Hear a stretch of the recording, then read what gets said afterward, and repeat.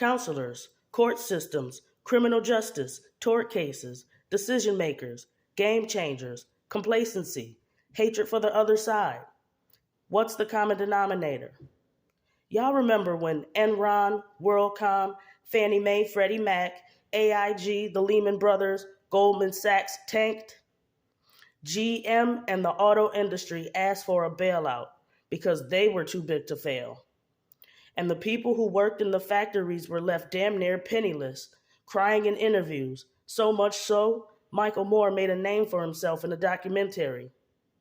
Never forget Occupy Wall Street, because where were the leftists and those white supremacists who claim to be so downtrodden? As a matter of fact, they all follow any sensationalized story, something to move the masses into action while furthering an agenda. I'm just saying, recognize the manipulation. This system is a place where the few set the rules and regulations over many. Social media want to read, write, and erase us. Down rabbit holes and surveillance through smartphones and Rokus is crazy. There's too much governance. Remember when Hands Up, Don't Shoot came before Black Lives Matter? And this was way after marches and sit-ins, which preceded slave rebellions.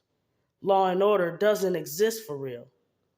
Because the powers that be would rather invest in prison cells instead of health and wellness services, education, housing, transportation, infrastructure, living wages, public safety, environmental justice, so that way babies don't need assistance for things that were created by careless, greedy consumers and their suppliers.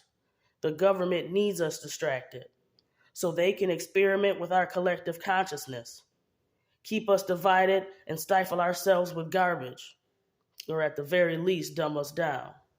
Use whatever gifts or talents you have to educate one another before the joke of this American experiment is on all of us.